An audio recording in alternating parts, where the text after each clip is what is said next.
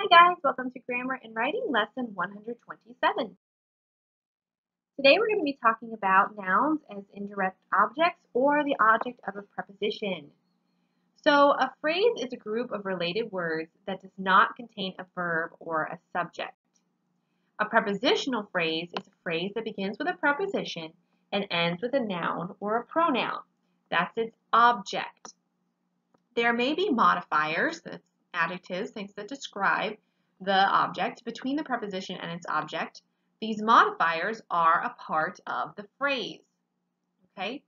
So for example, Brandon stood beside the swimming pool. Beside is your preposition. Pool is your object. That's the noun within this whole phrase. So a prepositional phrase, it always starts with a preposition and its ending is that noun. So starts with the preposition, ends with the noun. There's your phrase. And you can almost always just kind of mentally put parentheses around it. Nothing is going to be grammatically inside of that phrase. We've already talked about the fact that your direct object and indirect object cannot be part of the prepositional phrase. So you can just automatically put those little parentheses around it to block it off when you're searching for the parts of your sentence. So here you see that pool is the object, and then the and swimming are the modifiers. They are describing pool. Which pool? The pool. What kind of pool? Swimming pool. A prepositional phrase may have a compound object, so meaning more than one. The awards were given to David and Brian. So you have David, you start with to as your preposition.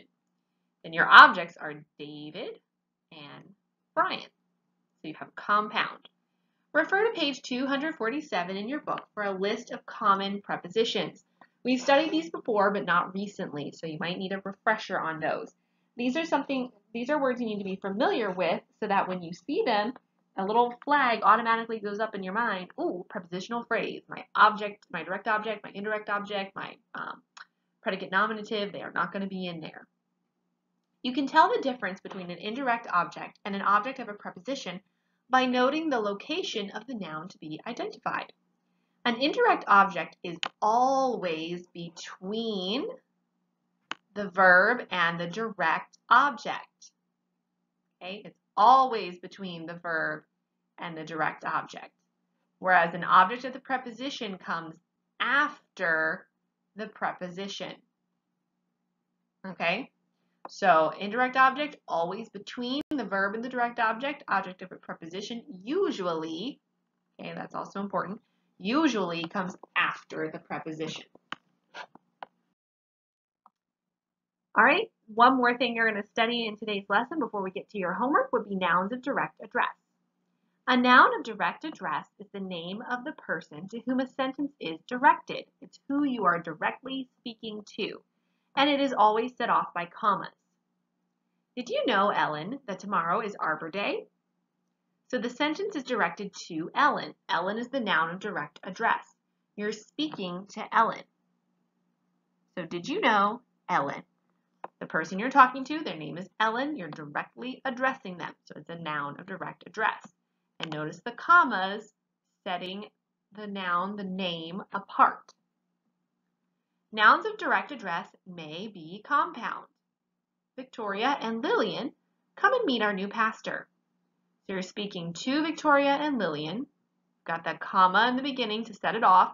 We never ever put commas in front of the first word in our sentence. So it's just a comma at the end to set it off in the rest of the sentence. So who are you speaking to? Victoria and Lillian. Very good. A noun of direct address may come anywhere in the sentence, beginning, middle, or end. So we've seen in our first example, our noun of direct address is in the middle. And our second sentence is in the beginning. In our third sentence, please be seated, students. You're talking to the students, so this is your noun of direct address, and you see that it's there at the end. All right, what's your homework? It's to complete Language C, pages 156 to 157. So thing A that you start with is, if the underlined word is an indirect object, write IO in the blank. If it is the object of a preposition, write OP in the blank. Tell me the story of Jesus. Okay, so our underlined word is Jesus.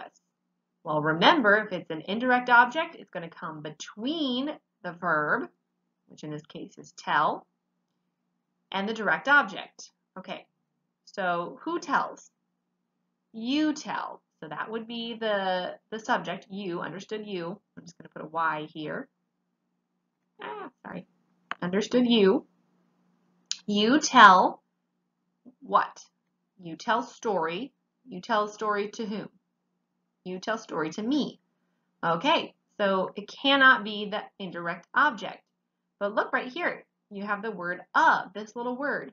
As soon as you see that, a red flag should have gone off in your head. If it did, good job, because that's a preposition. So right here, of Jesus, you have a prepositional phrase. So Jesus has to be the object of the preposition. All right, number 2. The mother read a story to her young child. Okay, first of all, let's find the subject and the verb. What's our verb? Read, very good. Who read? Mother read. Mother read what? Mother read story. Okay, if mother read story to whom? Well, do I have a word in here that says to whom? No, I don't.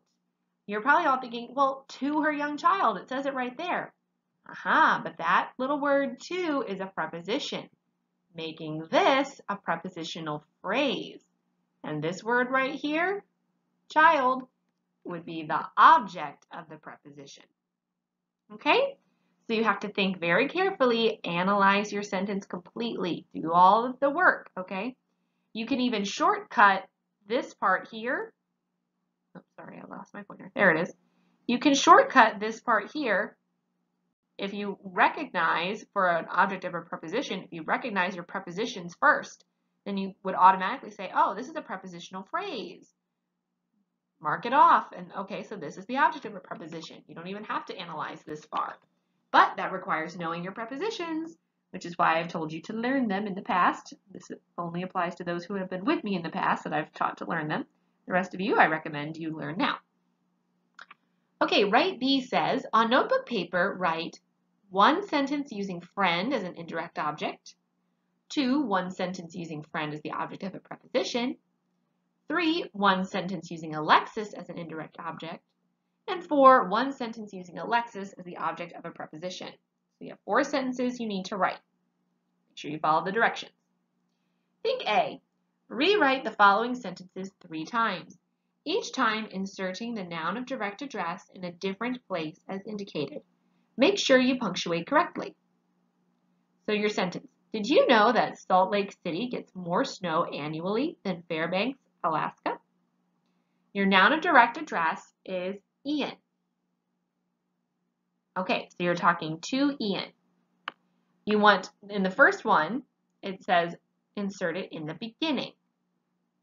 Okay, so if you're going to insert it in the beginning, that means you want to put Ian in the front of your sentence. Ian, did you know? So how would you write that?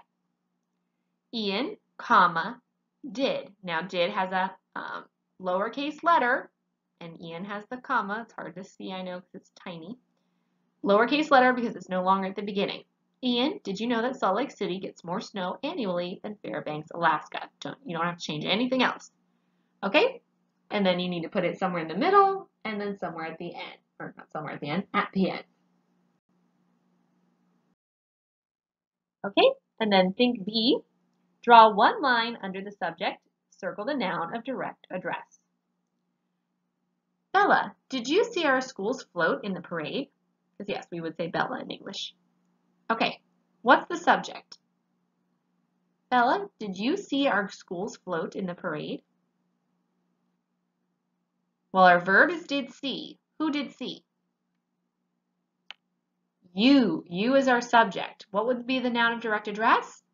Well, it's the one set apart by commas, the name of the person being addressed, Bella. Okay, we'll do the same thing for 2, 3, and 4. Then look at where it says think back. It says do not confuse a noun or direct address with the subject. So if it's set off by those commas, it's separate. It's not part of the structure of the sentence. Okay, that is it for today's lesson.